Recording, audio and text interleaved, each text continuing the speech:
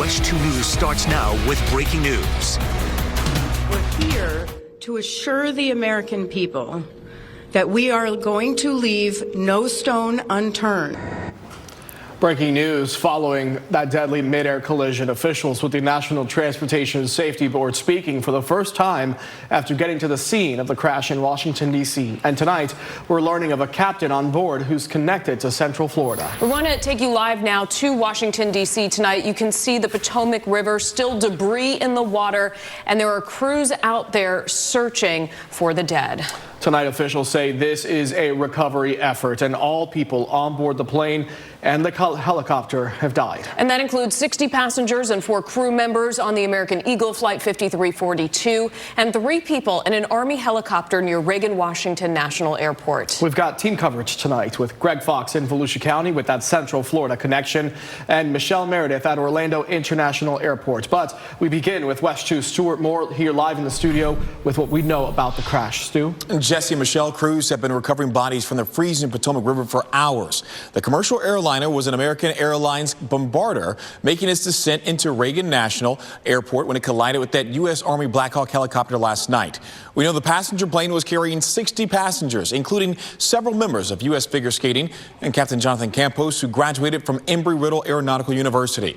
The National Transportation Safety Board is leading the investigation. We do not know enough facts to be able to rule in or out human factor, mechanical factors. That is part of the NTSB investigative process.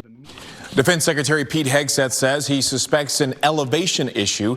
He says the helicopter crew was fairly experienced performing a required annual night evaluation, and they did have night vision goggles. It is unclear if they were wearing them at the time of the crash. While the NTSB is a lead agency on this, U.S. Army and the FAA are also investigating. Of course, we'll stay on top of it right here on WESH 2. Guys, back over to you. All right, Stu, thank you. And as Stu mentioned, one of the people who died was Captain Jonathan Campos, an Embry-Riddle grad. Our team coverage continues with WESH 2 News investigative reporter Greg Fox. Greg is live at Daytona International Airport in Volusia County. And Greg, you spoke with aviation experts at the school where Captain Campos earned his degree. I did, and they say that this investigation is going to be complicated for a number of reasons, but the main reason is because you have government agencies that typically investigate civilian crashes that are now going to be working with Pentagon agencies that investigate military crashes. Our aviation experts tell us right now the flight data recorders, so-called black boxes on every aircraft, will be examined along with the cockpit voice recorders to understand the minutes and seconds leading up to the collision.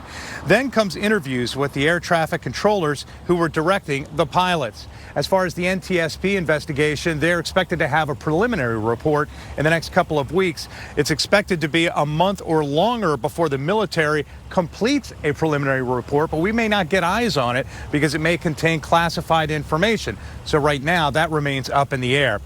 We did go to the home of Captain Campos in Ormond Beach, and a good friend of his and also his partner inside politely declined to be interviewed at this time. They said that they were just too upset. He did earn his pilot's license at Epic Aviation in New Smyrna Beach.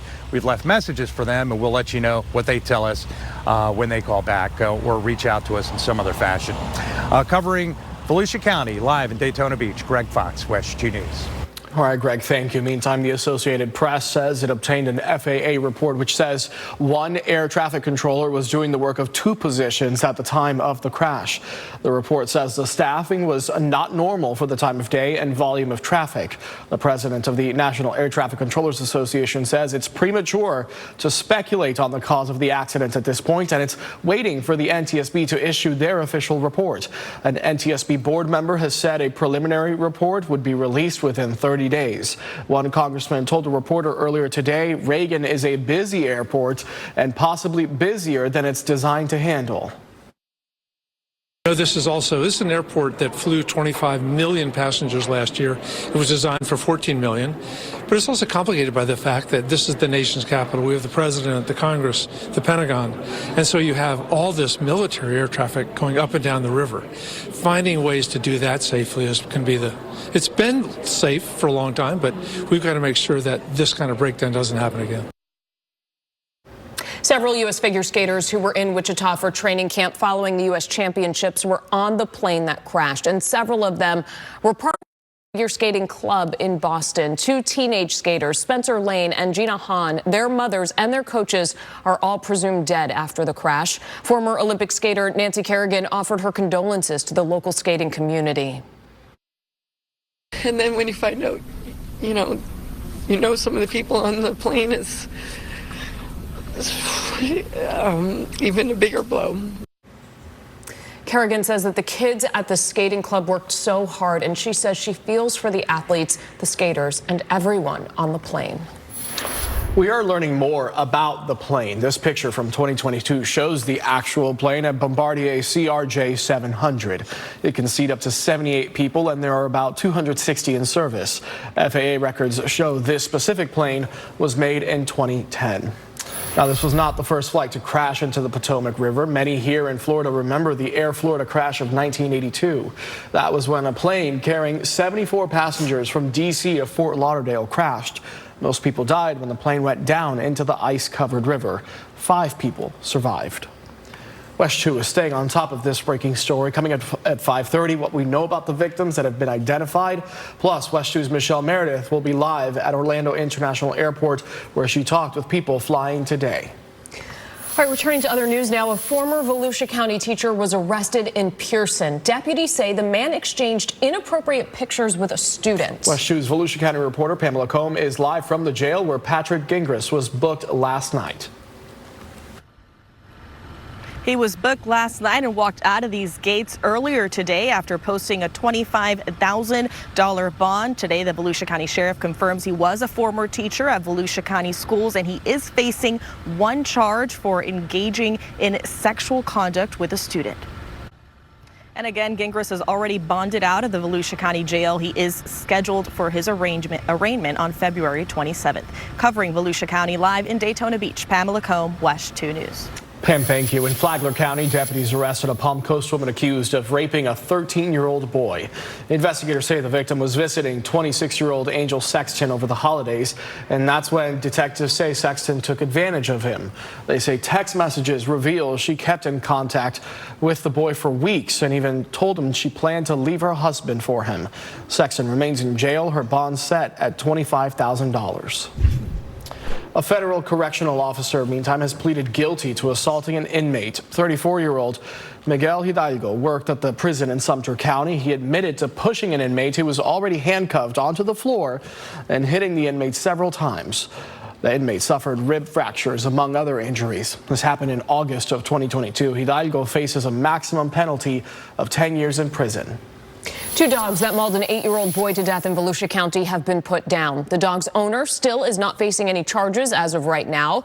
It's been 2 weeks since the brutal attack in DeLand. A pit bull and a mixed breed dog mauled the little boy. The dogs were captured shortly after the attack and spent some time in quarantine. State law required a mandatory wait of 10 business days before the dogs were euthanized because they had no prior record.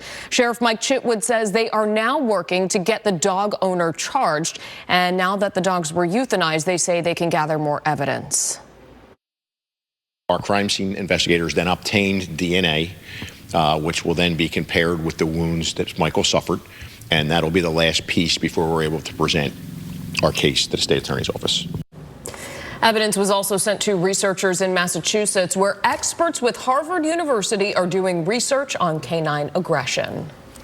Sanford police detectives tell WESH 2 federal agents were in town yesterday conducting an operation at an apartment complex. The property's regional manager also confirmed to us the feds were at Rosalia Manor Apartments off Live Oak Boulevard. Police couldn't say why or what the feds were doing there, but referred us to the Department of Homeland Security for more information. We've reached out to its spokesperson and we're waiting to hear back. Flights around the country impacted by this tragedy, the effect it's having on trips in and out of Central Florida. And nearly 80 degrees today here in Central Florida. Tomorrow, many of us will get there. I'm going to break that down for you, and I'm also going to let you know just how long this spring fling is sticking around. Closed captioning brought to you by National Floors Direct. Today, NASA introduced its Axiom 4 mission crew that will launch from the Kennedy Space Center later this year. This will be the 4th Axiom crew heading to the ISS. WESH 2's Space Coast reporter Megan Moriarty is live tonight. And Megan, 3 of these astronauts will be the first to represent their country in space. And they'll be led by former NASA astronaut Peggy Whitson. She is the director of human space flight at Axiom. And while she has been to the ISS several times, she has 3 men on board with her who are first timers. However, she says that she is confident with their background and their credentials. And NASA says that low Earth orbit will give the government safe and reliable services at a lower cost. This way, they can focus all of their attention on Artemis to get to the moon and later to Mars. Covering the Space Coast live tonight, Megan Moriarty, WESH 2 News. All right, Megan, thank you. Very cool stuff. Meantime, the first Starliner crew still hard at work in space. Today, astronauts Butch Wilmore and Sunny Williams took a step outside the ISS, performing a 6.5-hour spacewalk. They worked to remove a broken antenna.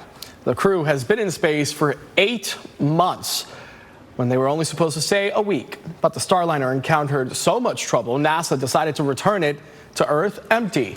A SpaceX Crew Dragon will bring the astronauts home around late March. Confirmation hearings to fill President Donald Trump's cabinet continued on Capitol Hill today, and the focus this morning was on the nominee for FBI director. Kash Patel faced tough questions from the Senate Judiciary Committee. Most Republicans support Patel's nomination despite his years-long embrace of so-called deep state conspiracy theories. Patel blames the deep state for weaponizing the government and going after Trump. I will remain focused on the FBI's core mission. That is to investigate fully wherever there is a constitutional factual basis to do so, and to never make a prosecutorial decision that is solely the providence of the Department of Justice and the Attorney General. Democrats on their own will not be able to block Patel from being confirmed because they are in the minority. In Brevard County, work has started to restore beaches in Cape Canaveral. The city posted these photos online. Construction is underway at the north end by Washington Avenue. People are asked to stay out of the active renourishment zone, as it's called. Tony, when we zoom out and we take a look at the next 7 days, there are so many 80s on the map. I love it. You know, there's 2 camps. There's the one camp that loves the warmer weather. There's the other camp that's like, can we have a little more cold weather? Okay, but we had a lot of cold weather this year. And we we're had not plenty. done. We're not done. Yeah, we'll get another couple cold days. Right, let's get you back outside. Get back on track here. 82 tomorrow. I love it. Get outdoors, enjoy. Now, one thing that is beginning to pop up, if you haven't felt it already, maybe those scratchy eyes, a little bit of a headache, maybe some nasal drip, pollen. It's starting to come back at us now. Oak, grass, and juniper. And we'll get a little rain this weekend. That'll help us on out. And then, as Michelle, look at those 80-degree readings. Let's take a look now in our Terra Cam as we are looking very, very nice. A little component of onshore flow. Notice the temperatures here, upper 60s, low 70s. Remember, the water temperatures are in the mid to the upper 50s. So away from the coast, it's warm. Towards the coast, it's a lot chillier. Big ridge of high pressure down to the south is going to deflect this upper low north of us. We'll get a little bit of moisture with it, but not a whole lot. The bottom line, though, is if you have plans for the outdoors tomorrow, it is going to be great. Get out there, enjoy it. Theme parks, beaches, pools look pretty good for those of you that had the propane or the solar panels on there to heat it on up. Winds are coming in off of the Atlantic, east-southeast, 5 to 15. Futurecast does show that as we head through the evening hours, things are going to be fairly quiet. There may be some developing fog, just like last night on the western side of the peninsula by 11 o'clock. But look at the temperatures here. Folks, this is great. 69, 66, and 64. A morning low temperature in Lynn, 55. Bushnell, 57. Astatula, good evening to you, by the way, 57 degrees. Claremont coming in at 58. A little bit farther to the south and the east from Winter Haven to St. Cloud to Titusville to Melbourne, upper 50s and the low 60s should about do it. So the setup for tonight and tomorrow has this front approaching. Clouds will be on the increase very late in the day, but with the southwest wind, woo, woo, woo, we warm up 80 to 85 degrees from the attractions over towards the coast with an offshore flow. The beach is going to be a great place to be in the middle to the upper 70s and off towards the west running into lower 80s. Pollen, as we just mentioned, Friday, Saturday, Sunday, Monday, we are in the red zone. That's the high zone. Have your medicines ready to go to help you on out with that. Daytona Beach, upper 70s tomorrow, but the water temperatures are running in the mid-50s. So you're enjoying your book. You're getting a nice, relaxing day in the sun, getting some of that vitamin D, and you'll get a breeze, too, helping on out. Golfers, perfect. Whether you're watching the ladies play or yourself are playing, Friday, Saturday, Sunday. A couple of showers there on Saturday down at the Lake Noda Country Club. Friday, Saturday, and Sunday for the Zora Festival. 82, 74, 79. Best chances for rain are going to be on Saturday because this front is going to be passing on through. High pressure is going to be to the north. Showers may linger here on into Sunday, but certainly not a washout. Let's take a look at an event that's going on this weekend. Mount Dora Arts Festival. 73, 78. There are a ton more events. We'll highlight some of those, and we'll give you a real reason as to why we're staying in the 80s most of next week when I see you in the next half hour. Custom weather alerts on the WESH 2 app. Download it today. New details tonight after federal authorities admitted the drone sightings in New Jersey were part of FAA-authorized flights for research. Local sheriff's offices are upset, saying that they spent time and resources investigating these sightings, and locals were subjected to weeks of fear and uncertainty. The cost is the credibility that you lose when you're not upfront and tell people what you have. The new explanation is in line with what the Biden administration said at the time, that the drone sightings were not nefarious. New at 5, Meta has agreed to pay $25 million to settle a lawsuit filed by President Donald Trump. 3 people familiar with the settlement told the Associated Press $22 million will go to a nonprofit that will eventually pay for Trump's presidential library. Trump sued the parent company of Facebook after his accounts were suspended following the January 6th attack at the U.S. Capitol. More news is coming up at 5:30, including a brand new facility meant to help local families in need. The need has increased considerably, especially over the last few years. We're finding individuals and families even coming to us for the first time. The trend when it comes to parents who can't afford to put food on the table, and what a local nonprofit is doing to expand its outreach. Plus, we're following breaking news. 67 people are now presumed dead after a plane crash near Reagan National Airport on Wednesday. I'm Jackie DeFusco in Washington with what we know about the victims so far.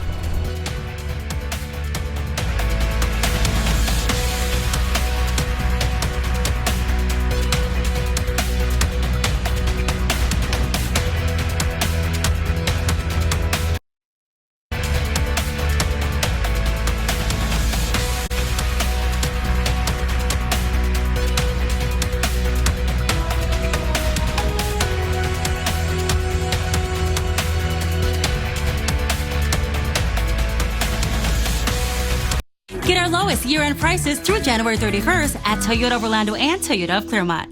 I'm Sheldon Dutez. On the next, WESH 2 Investigates. I've been reporting on the home insurance crisis here in Florida for 4 years now, and things are trending in the right direction as we head into a new year. The market is stabilizing, but so many of us are still paying a lot more money for our premiums. I talked to some experts, I did some research, and found out about a new partnership that's saving homeowners money. I also found out what we can do to our homes and the additions that we can make that would lower those costs. WESH 2 Investigates, tonight at 11. WESH 2 News starts now with breaking news. We are staying on top of breaking news this half hour as the investigation into that deadly mid-air crash begins in Washington, D.C. This afternoon, we heard from the National Transportation Safety Board for the first time since the crash happened last night. They say they'll leave no stone unturned when it comes to this case. Part of any investigation, we look at the human, the machine, and the environment. So we will look at all the humans that were involved in this accident. Again, we will look at the aircraft, we will look at the helicopter, we will look at the environment in which they were operating in. That is standard in any part of our investigation. Now let's take you to a live look at Washington, D.C. tonight. This is over the Potomac River, where all of this search and rescue efforts are happening still at this moment. Everyone on board that plane and the helicopter is presumed dead. The focus now on recovery. We'll have more on the victims in just a moment. Meantime, today, passenger flights resumed taking off and landing from Reagan in D.C. This is video of a plane taking off from the airport. The airport resumed normal operations and opened the runway at 11 this morning. Now let's take you to a live look through our tower camera pointed at Orlando International Airport tonight. Many travelers are heartbroken after seeing what happened in Washington last night. WESH News' Michelle Meredith is joining us live at MCO tonight after speaking with people there. Michelle, what are they telling you? Well, you know, in terms of flights canceled, it didn't seem to have much impact here, but it did seem to impact some passengers emotionally. At Orlando International Airport, there were no long lines to rebook a canceled flight. No sense of panic.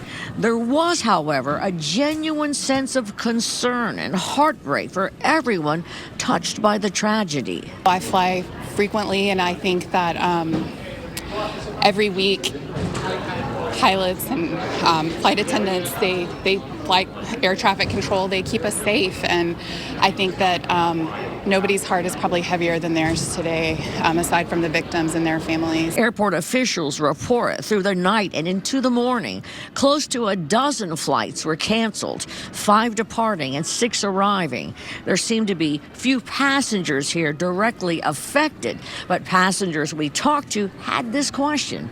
How did this happen? I just wonder what is going on with who was watching the air traffic control, like who was monitoring that, like deeply saddened for all the families, but it worries me about how can we make that better? How those two, how a helicopter and an airplane could crisscross coming down for a landing. Brian Lee watched it all unfold on TV in his hotel room. And it was just almost unimaginable, yeah. A little scary for a passenger? Yeah, I mean, I'm thinking a little harder today as I get on the plane, yeah. You seem very emotional. I am emotional. I'm about to get on a plane. And, you know, a lot of people experiencing our very worst nightmare today. It gives you pause when you hear something and see something like that, but for all the travel that we do, you have to keep moving forward. Now, flights started leaving Reagan for Orlando about 1 o'clock this afternoon. Some were delayed, some were on time. One afternoon flight was canceled, but we don't know if it had anything to do with this tragedy. Live in Orlando, Michelle Meredith, WESH 2 News. Michelle, thank you. Of course, this was the first national tragedy President Trump had to address since taking office for his second term last week. Trump appeared quick to blame the Biden administration's diversity initiatives for the crash today. I do want to point out that various articles that appeared prior to my entering office, and here's one. The FAA's diversity push includes focus on hiring people with severe intellectual and psychiatric disabilities. The president's comments come in spite of the fact that no investigation has placed blame for the crash on the air traffic controllers working last night. And tonight we are learning more about the people on board of the passenger plane that crashed. In the last half hour, we told you about Captain Jonathan Campos, who graduated from Embry-Riddle Aeronautical University. WESH News' Jackie DeFusco is in Washington with the other victims identified. We'll continue the breaking news coverage of the deadly mid-air collision tonight. Lester Holt will anchor live from Washington, D.C. You can watch nightly news at 6:30 right here on WESH 2 after WESH 2 News at 6. Meantime, in some other news, a civil lawsuit has been filed by 2 law firms representing nearly 24 victims of the Bourbon Street terror attack on New Year's Day. They accused the city of New Orleans of neglecting public safety to prioritize tourism during the Sugar Bowl. The lawsuit claims the attack was preventable and criticizes the city for failing to meet security standards. The lawsuit names the city, the New Orleans Police Department, and several companies, blaming them for negligence and mishandling security measures. New Orleans undertook the duty to try to protect the people on this street, but failed miserably and in an outrageous way in doing so. The city and police have declined to comment on the pending case. Deputies at Osceola County want your help finding a teenager who's been missing for nearly 3 months now.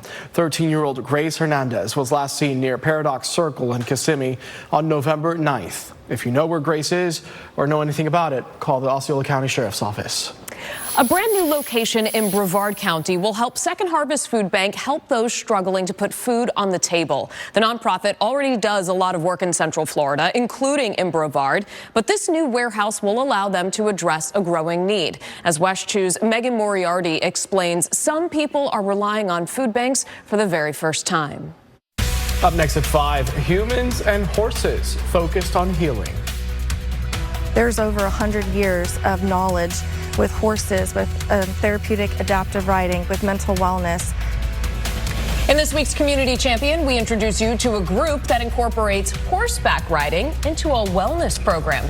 And the temperature discrepancy between Central and South Florida and the rest of the United States clearly working in our favor, but for how much longer? The answer, straight ahead.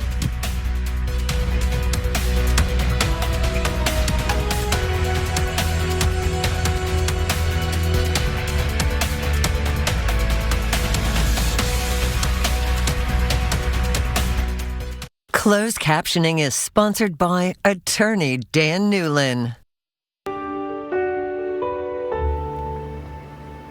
Therapy comes in all forms, even with 4 hooves and a mane. Humans and horses are creating bonds that are healing. WESH 2's Jason Guy introduces us to this week's Community Champion, Freedom Ride. All right. Do you know someone with a history of doing good in Central Florida like Freedom Ride? Well, WESH 2 wants to know about them. Nominate those with a track record of giving back for a WESH 2 Community Champion Spotlight. Email us details about your nominee to the email right there on your screen, communitychampion@wesh.com. And they can be featured right here on WESH 2 on Thursdays. All right, let's turn our attention back to that forecast. Tony, what are the chances that the 1 day on the 7-day forecast we're getting rain is over the weekend? You know, it's Mother Nature. She does. We can't control it. But, you know, here's the good news. Yes, it's happening. It's not a complete washout. Okay, so don't change any plans. I'm glad you brought that up because that's a valid point. Let's begin now with a look outside. And that 7-day forecast, as you can see there, 82, 74, 79. You know, if it is cloudy and raining a little bit, it might be a good weekend to go shopping. Super Bowl's coming up, right? Maybe you need a brand new TV. Just thinking out loud. All right, 74 on Saturday, a couple of showers. Groundhog Day on Sunday, coming in at 79. Then we get you into early next week. Monday, Tuesday, Wednesday, and Thursday, 80 to 83. Overnight low temperatures holding steady in the 60s. Tower Cam Network over towards Rusty's at Port Canaveral. Oh, it doesn't get much better than that. Love these temperatures. Upper 60s, low 70s there. Mid 70s back through the interior. Sun is here at 6:02, so those temperatures will begin their drop. And a very large and long elongated weather maker now is going up and over this big ridge of high pressure. There may be some active severe weather this evening out of eastern Texas, Louisiana. We call that the Arklatex, but as it moves our way, we aren't expecting any severe weather or significant weather here as we head into the weekend. So some good news there. But what we could use from that storm is some rain, because look at these deficits now. We got a little help here over the last 2 weeks, and it has kind of suppressed the moderate drought down towards southwestern Polk County.